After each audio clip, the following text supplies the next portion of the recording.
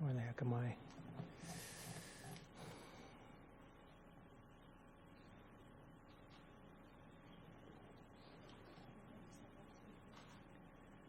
Madam Clerk, read off the items that have been pulled so we can approve the consent agenda, see if anybody wants to pull anything else. Items pulled are FMPO2, I2, PA2, and PC3. All right, the board members want to pull anything else? If not, we'll take a motion to approve the consent agenda. Motion by Mr. Shaw, seconded by Mrs. Andrews. Any discussion? All in favor? All opposed? Motion carries 7-0. Mrs. Whitfield, you still there? Motion carries 6-0. All right. I'll get to it in a minute, Carol, okay? Next item on the agenda is BRD2, the General Counsel's Annual Evaluation. I recommend the board accept and approve the General Counsel's evaluation. The clerk has passed out to all of you the summary of the evaluation that the General Counsel received from the 7 board members. Mrs. Andrews? Mrs. Andrews making a motion? Yes? Seconded by Mr. Shaw. Any discussion? Ms. Brill? Thank you, and I'm not going to discuss the evaluation, but the next time, could we get this in a different format? I can't even see it with my glasses on. I mean, not Showing your age, anything. Ms. Brill.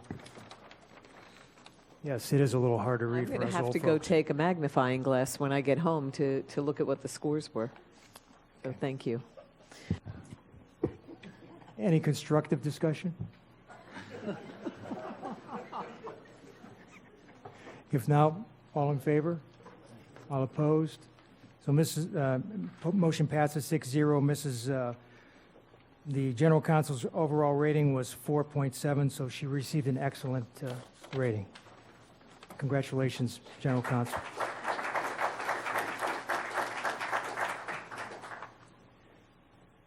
Let's hope it goes as well for you, Mr. Superintendent. The next item on the agenda is I recommend the board accept and approve the superintendent's evaluation, which is a little easier to read here.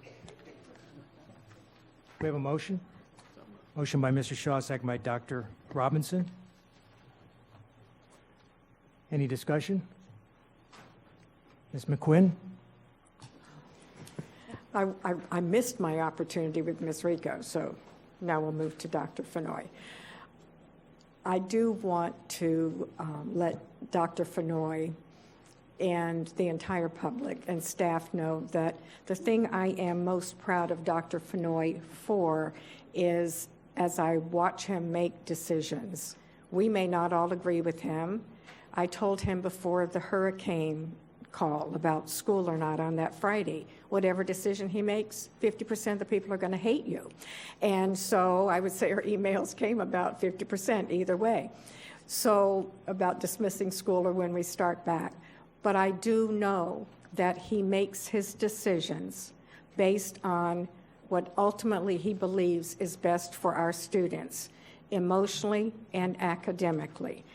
And that he very much recognizes that the most direct influence on those students are the teachers in the classrooms, clearly the support staff that we have added to schools, but the teacher who's teaching the student and the administrators in the schools. And Dr. Fenoy recognizes that, so I appreciate it. Thank you. Ms. Brill? Thank you. So I stayed true to form, and I warned Dr. Fenoy when I met with him. I said, historically, just in case you haven't heard, I'm the toughest evaluator the first time around. So to the press, don't read too much into those scores, because my old HR background usually gives me a baseline, but I do think Dr. Fenoy is doing a fabulous job. What I have raised is an question, and actually he's addressing it, is I'd like to see his own personal mark now as we go forward, because a lot of the things that we've had have been in place for a while, but I know that he's already working on that. So again, I just want to say that, it jumps out, and I know it was an effective rating, but it's, I always say you start at effective and you work your way up. Thank you. Mrs. Andrews? Thank you, and I've spent some time with Dr. Fenoy discussing his evaluation, and he understood the points that I had for improvement as we move forward. But I'd like to say I was so pleased to see the changes in the Glades region. The new leadership, with Mr. Oswald making the difference so that we could move the school to the next level. There's still much work to be done, and I plan to work closely with Dr. Fenoy as well as Mr. Oswald to get it done. The West Tech initiatives that we've been doing, we're moving forward, but as I spoke with Dr. Fenoy, we want to kind of do a little bit more to get that technical school up and running to the level where it was before. I was really concerned about third grade. That's a big deal for me and the strategic plan, and we've had many discussions about that, especially as I went through his evaluation, as well as the things that I think we can do as a team, as a school board, and as I work with him personally as a board member. My expectations, I think I've made those clear to him. And I think it's great that we're an A-rated district again. That's a great thing. And I think when we look at our graduation rate, that's beautiful. And I see so many great things that we're doing, but I know that there's still a lot of work to be done. And I look forward to working with him and getting it done. Thank you. Thank you, Ms. Sanders. Dr. Robbins? I hate these public evaluations. So, you know, I spent a long time walking through my thoughts on these items in the evaluation instrument with Dr. Fenoy. The only things I want to add is, as Mrs. Andrews mentioned, when I'm looking at this evaluation, I'm in a way evaluating the entire team, right? And so with that in mind, I will just make these few comments that are part of his written evaluation, that we still focus too much on schools and not students, which I think is a problem. I think if we focus on students, the schools will come, meaning the school grades. I think we must focus much more on foundational skill development, and as I brought up in a recent discussion item, I do think we're moving in the right direction, but I think we need to engage more with community and parents in the communities that have the high educational debt.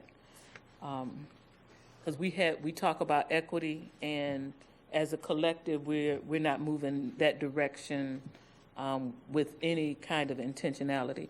And then I want to say, so Dr. Fenoy, I actually think, okay, write this on the wall, Dr. Fenoy. I think Dr. Fenoy is outstanding. I have high expectations for you. So I will continue to press you. And I think the evaluation reflects that. But because you bring so much to this table, and somebody's intentionally poured into you to get you to be the kind of superintendent and person you are today, I need you to be much more intentional about pouring into others in this school district. You have knowledge and talent that I want shared and spread intentionally throughout this district. And while you are the highest employee on the food chain here, I don't want you to misinterpret this comment.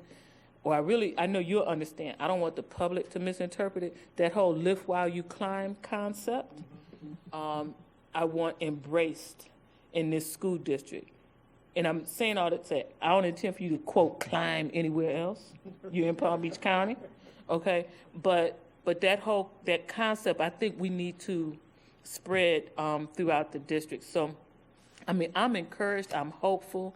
I'm hoping that sometime in the near future, I'll be able to say that we are not living up to, but walking intentionally in the path to live up to our mission statement. Thank you. Thank you. Mr. Shaw? Thank you very much. I think one of the things that has helped our district since Dr. Fenoy has been here is the leadership that he's provided to bring and continue the stability that this system needs.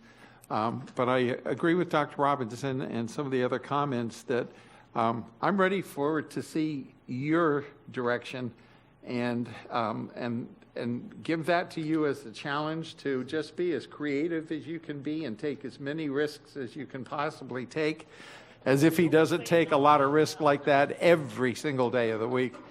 But, you know, challenge us, because we can only be as good as you help us become.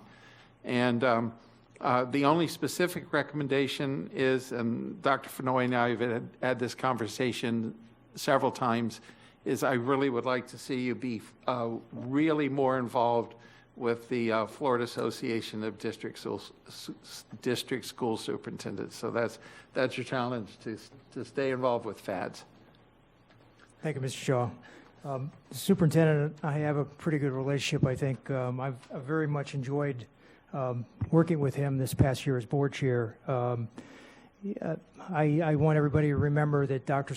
Fennoy is a first-time superintendent of the 10th largest school district in the United States, and that has to be taken into consideration. It's not an excuse if he doesn't do well, but it's got to be a consideration that, you know, that I did not give him all 4 ratings, but I gave him an overall 3.8 when it measured out. But I think he's done a fantastic job for a first-year superintendent of the 10th largest school district in the United States. He seems very receptive to me when I've got issues in my district. Hopefully, he's also receptive to the other 6 of you when you have issues in your district.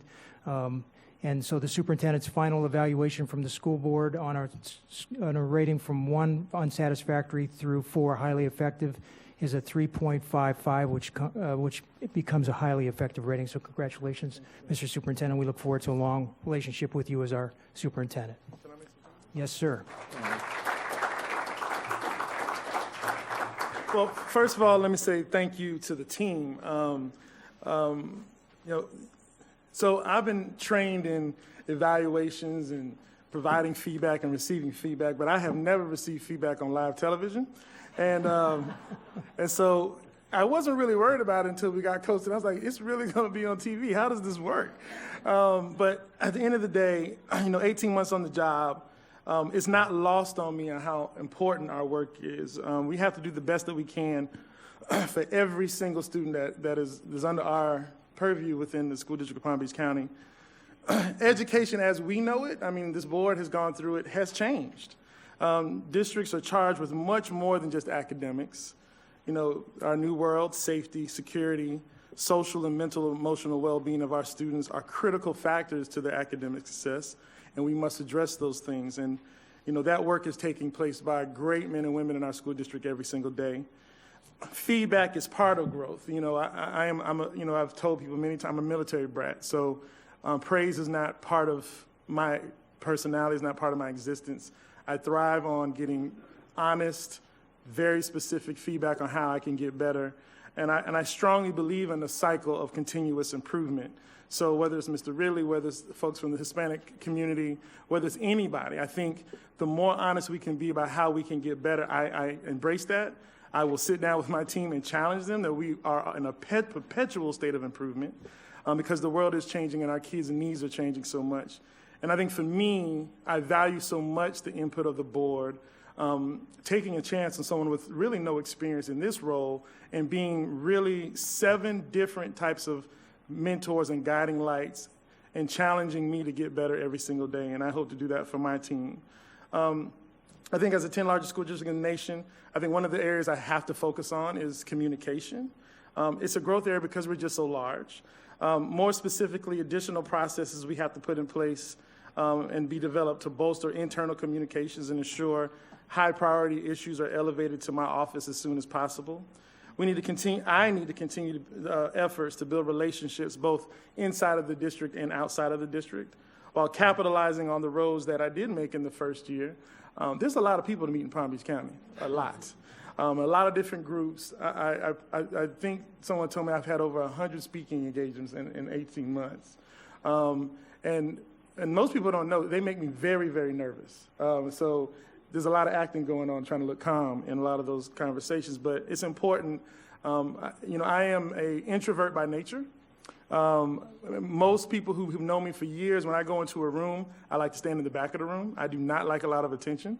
So being forced to the front is something that I'm challenging my team to keep pushing me to do those things. For those of you who've ever met our Chief of Staff, Ed Tierney, a former Marine, when we're alone in a car driving somewhere, we don't say much. We just ride. We say the words we need to say, and then we shut up. It's great having him around.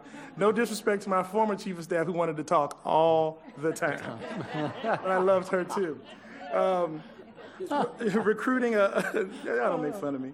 But recruiting and retaining a diverse workforce, obviously our children need to see representations of themselves as much as possible. But again, I think one of the parts that concerns me and I am most dissatisfied with is our third grade reading scores. And so we've got to have a laser focus. Literacy is I think, the key in the building block to these kids' future. And so if we don't double down and put a laser focus on this, we will not meet all our goals. And so I accept that challenge, and we're going to push forward. Yes, we are an A-rated school district for the second year in a row. Our graduation rates are high. Again, our staff is amazing. However, the data also tells us even some of our highest performing schools, there are kids that are not succeeding. So we need to really think about that. We can't get too complacent just because we're an A-rated school district. There's a lot of work to do, and it's completely changing on us every day. So we have to create systems and processes to keep kids the focus of our work and not allow adult issues to get in the way. And then also I would like to remain this commitment to creating systems that, again, promote the best outcomes for all kids. So I just want to say thank you to the board for taking this chance. I want to give a really special shout out to our entire team who allows me to do my job, but also teaches me every day how to get better. And I appreciate all the honest feedback from the board, and I hope to just get better with time with your assistance. Thank you. Thank you, Mr. Superintendent. You referred to us as the seven of us as your mentors and guiding lights. I'd be willing to bet the house that's not the labels you give us when you're not talking on TV. So, I stick by my word. okay. The next item on the agenda, Mr. Superintendent, is COM 8, COM 8. Yes, sir. COM 8. I recommend the board proclaim September 15th through October 15th, 2019 as Hispanic Heritage Month. And I understand Mrs. Andrews would like to read that proclamation. Yes, sir. Mrs. Andrews? Thank you, and to the board, it's my pleasure to represent you at the Hispanic Education Coalition. They have monthly meetings. I meet with them individually and try to address concerns and needs. It's my pleasure right now to read the proclamation of Hispanic Heritage Month, September 15th through October 15th, 2019.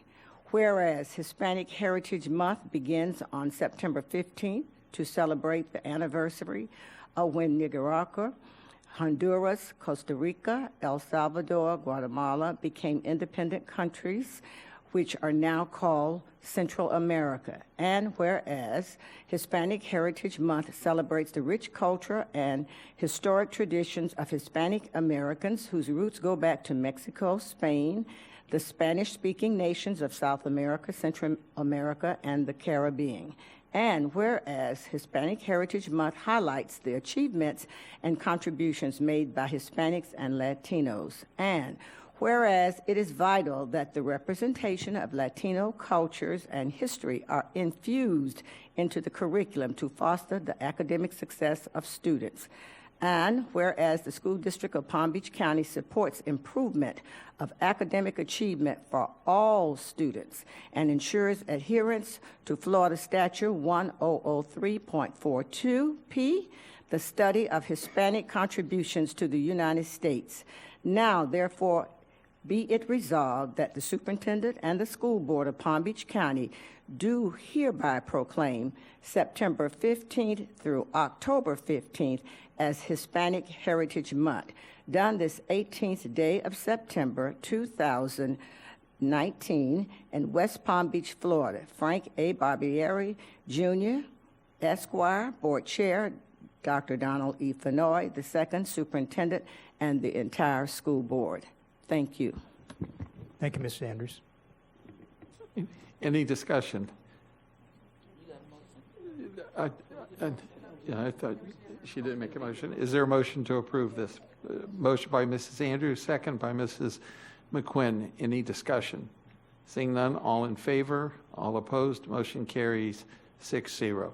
Next item is FMPO2. Dr. Fenoy. Yes, sir, Mr. Vice Chairman. I recommend the board approve a 90-day extension of bid 16C-39B for the period of September 22nd, 2019 through December 20th, 2019, not to exceed $200,000 for the extension period. Is there a motion? Motion by Mrs. Andrews, second by Mrs. McQuinn. Dr. Robinson, you pulled that item. Yes, so I realize that this is an extension, but I really just had to really try to come to terms with my own belief system on this. So one of the businesses on here uses prison labor and this is a printing contract. And so while I understand that this might be cost effective, I mean, the people who are incarcerated receive less than $1 an hour for whatever services they're providing via this contract. So I just can't support it. I just can't support it. I don't want to be any part of knowingly promoting the prison industrial complex and which I think incentivizes the continuation of mass incarceration. I'm just not going to knowingly participate in that any longer. Any other comments? Mrs. Andrews? Thank you. I'd like for somebody from staff to come up and give us a little history as to how long we have been utilizing this company. I think we've been utilizing them for a while. And I would like to know about the other districts across the state, and is this something that's common? And also, if we didn't approve this tonight and we went in a different direction, how would this impact the school district of Palm Beach County? Dr. Fenoy? Yeah, Mike Burke, I'm sorry. Mr. Burke, could you come forward and try to do your best to respond to those questions? I don't know the exact length of time, but it's been probably decades. It's been a long time. And our board policy 6.14 to purchasing policy actually speaks to Pride as being a vendor that we can utilize. We use them for printing. We've had good success, like with the work product. The price is competitive. I think they're widely used by other government agencies across the state. And I guess getting to the real question though, tonight's agenda item is an extension for 90 days so that we can do another bid, accept more proposals and rebid this work. So if the item was to fail, we'd be in a lurch. We would be unable to utilize these vendors. And we would be out without those services until we could get another bid performed. And that can take, at a minimum, probably 2 months. So, Mr. Shaw, Mrs. Andrews? would you go back to the 90 days? Because if we pass this tonight, are you saying that you're going to take another look at this and bring us information for the future? well, we will definitely be bringing back another recommendation within that 90-day time frame so that we have a new contract in place. That's going to be a competitive environment where Pride may continue to submit their proposals, and I don't know what the outcome of that will be, but the board will get to, take action again at that point. Okay. Any other discussion? Dr. Robinson? So for me, this is philosophical, and so I chose my words very carefully, right? So I believe this is on a statewide, what's the word, contract that we piggyback? Is this a piggyback? Oh, gosh, I don't believe it is, but let me verify. Well, Ms. Darcy Garbus, our purchasing director. Darcy, is this a piggyback? It is not. It's not piggyback? It's Okay. not. This is ours. So, but most certainly, they will be competitive if they're paying people whatever it was, 20 cents to 80 cents per hour. I'm pretty certain that they will put in a competitive bid. For me, this was, I just had to come to terms with it because I've noticed it in the past and decided I wasn't going to really raise a ruckus. I saw the happy stuff on their website, right? But I'm just going to be honest with myself. I'm no longer going to knowingly approve contracts that pay inmates less than $1 an hour, right? And it's because we have a problem in this country with mass incarceration. I am not going to knowingly vote to support that. And I think that this is, I think the board is going to need to, ask themselves the same question. I had the conversation with myself, and here's my answer. Thank you. Any other questions? If not, Mrs. Andrews? And naturally, they're going to be the lowest bidder. So how could, as a board, we work around that if we don't want to do that as we come back in 90 days? Well, I think the first step may be to revisit your policy that actually proclaims that we will do business with the organization. And then, Ms. Garbisi, what else? Well, I know that pride and respect are also, they're identified in the Florida statutes as organizations that school districts across the state of Florida work with. So we have that consideration, and we'd have to discuss that with our legal team. One last thing. Mrs. Andrews?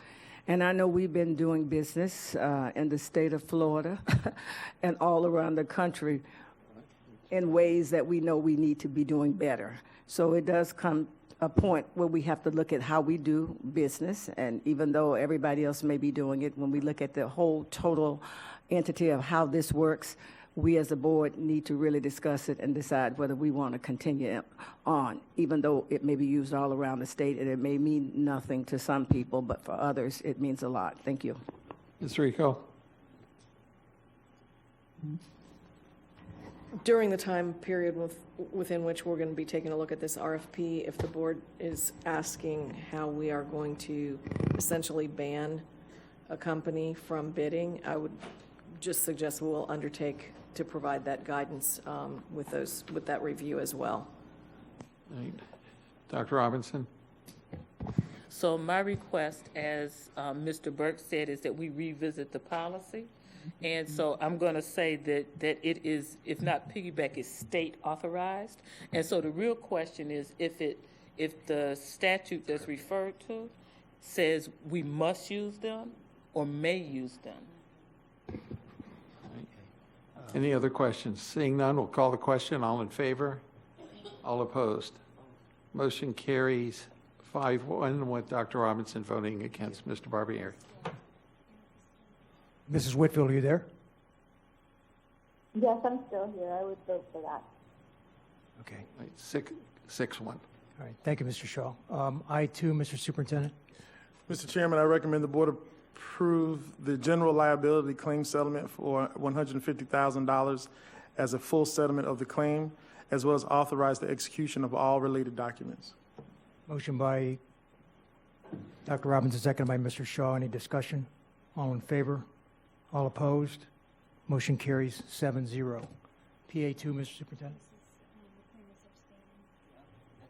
That's the one she abstained. Okay, so the motion was 6 in favor with Mrs. McQuinn abstaining. PA2, Mr. Superintendent. Mr. Chairman, I recommend the board approve the FY20 uniforms statewide assessment calendar. Mr. Shaw made the motion, seconded by Dr. Robinson. No? Do we have a motion, second on the motion? You're all board. Ms. Brill. Discussion?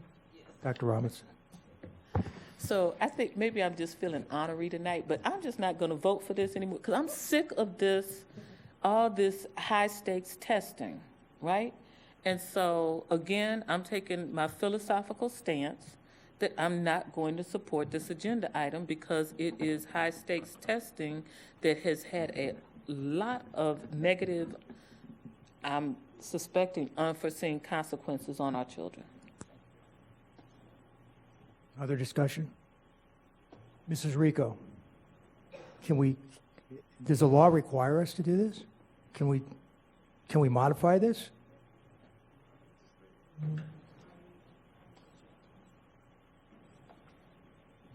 Mr. Howard, why don't you come forward and explain what this is to the board, please? Good evening. A few years ago, the state of Florida required this by statute and state board rule. Districts weren't publishing their calendars, or they were all publishing them in their own formats for transparency to the public. They put together this uniform format that every district is required to pass at a public school board meeting for transparency with the public. Ms. McQuinn, you're looking at me like you want to say something? Yes? With all respect to my colleague, if the state requires us to do something, then we do it. Or, I guess, nobody has talked more about the testing, well, since I've been here. My objection to not just the testing, but how the testing is used. But if we're required statutorily to do something, I think we have to do it. Okay, thank you. Thank you. Okay, well, okay, so I have a question then. What happens if I don't vote for it? What if 7 of us don't vote for it? I think you should come back to the table. Yep, so I'm not aware. I would have to research any consequences. I don't believe there's a financial penalty. I'm not sure what consequences there are. Most of this information is already published on our district website for parents and so forth, but I understand. The governor may just ask us all to find other jobs, maybe. That could be. Ms. Brill? Thank you, and I just don't think that we need to put another target on our backs. As it is, we're not really loved up in Tallahassee, but also, you know, there are dates that conflict with some of the holidays, religious holidays that have been brought up, and our answer has always been that that's what the state puts out. There are alternative dates. So while I don't like it, and I agree with Dr. Robinson on the testing, I will support it because we really don't have a choice other than to administer the tests at those times. Mrs. Andrews? And maybe Mr. Howard can come back, because we did come back up to the table through the chair, through the superintendent. We did cut back on quite a bit of our own local testing. Can you help me remember how much did we cut back on? Yeah, so around 2014, 2015, when the state was going to this new testing format, and there was quite a bit of public comment. We, at that time, had a fall diagnostic program and a winter diagnostic program, if you remember. So we mirrored the state assessment 2 times a year. We took out all of the fall diagnostics, and wherever we have an end-of-course exam, instead of administering a diagnostic, we use the semester exams in place of that. So those are some examples of what we've done here locally. Do we have any flexibility in cutting anything else out? I know when we did that, and that's been a few years ago. So as you talk to the state officials, do we have any more flexibility to cut anything else? Well, outside of the state mandated assessments, most of the rest of it is local control, I would say. But I just want to let everyone know, too, that the governor has a review going on right now of the standards, but also the assessments. So within about a year, they should be bringing forth some recommendations that may include possible reduction. We like that. Thank you. Dr. Robinson? So I just want to be clear, while I think there is still too much testing, and I do appreciate the fact that we have decreased the amount of testing that we insist upon, I think what really, really harms children is the high-stakes nature of the testing, right? And so I will be voting against it. And just for the record, so Mrs. McQuinn knows, there was one point in time, back sometime in history, when I won't get into the issue, but there was something that I philosophically opposed year after year after year, and eventually convinced 3 other board members so that it was Title I money, when that vote came up and we voted it down, we quickly moved to reconsider the vote so we wouldn't lose the money. But I'm just telling you honestly, because that was money that was going to impact kids, but there was some fine print in there that I had issue with. And so again, it's a philosophical problem, and maybe those of you who like to go to Tallahassee can help work on that issue. Yeah, I think to Mr. Oswald's point, these reviews are open for public comment at times, and so we have shared that information. Mrs. McQuinn? Okay, I am going to vote against this measure also, because I philosophically disagree, not with the testing, but with the high-stakes part of the testing. I don't like to go to Tallahassee, but I fully intend to go specifically about this, the high-stakes part of the testing. I don't think there is any validity. There's reliability from a punitive respect, but there's no validity that this test makes our students any better prepared to go on to what they need to do in their futures. So I'm going to be voting against it also.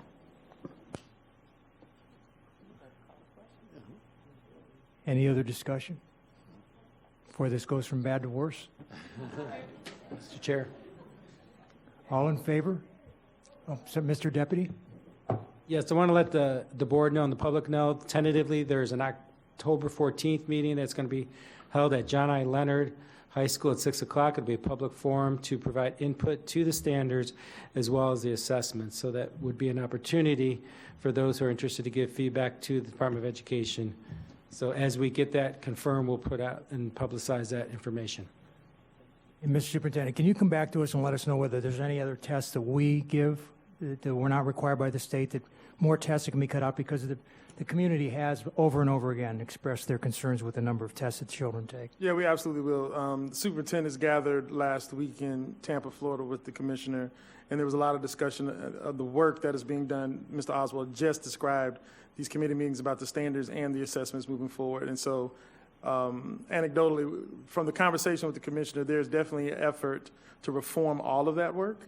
And I think these efforts and these community roundtables to get input from the community is part of that process. So we will bring that information back to you, Mr. Chairman. Thank you. Mrs. Andrews? Yes, and I just want to say, the Florida School Boards Association has been working on this issue for a while. I'm glad to know that we're having these meetings here and it's being looked at, and there's hopefully going to be change. So any meetings that are out there, many times if you can't be there in person, we can call in. So give us the schedule of every time they're going to be meeting and discussing these issues so that we can actually do what we have to do with somebody, make sure that that happens for us. All right, thank you.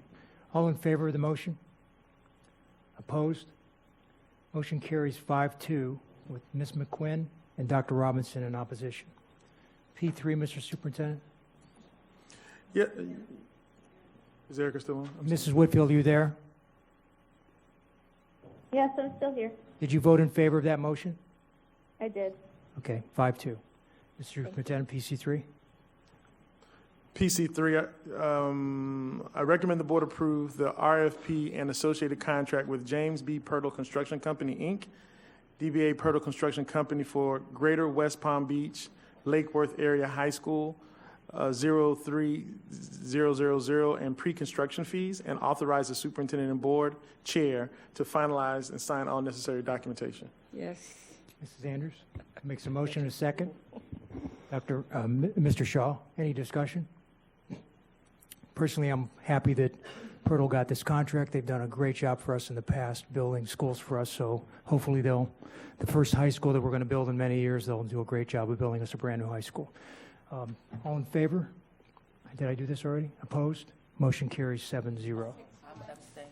That's one, Dr. Robinson is abstaining on that, so that's 6 in favor, Dr. Robinson in opposition. We have non-agenda speakers. We have 3. Would you please come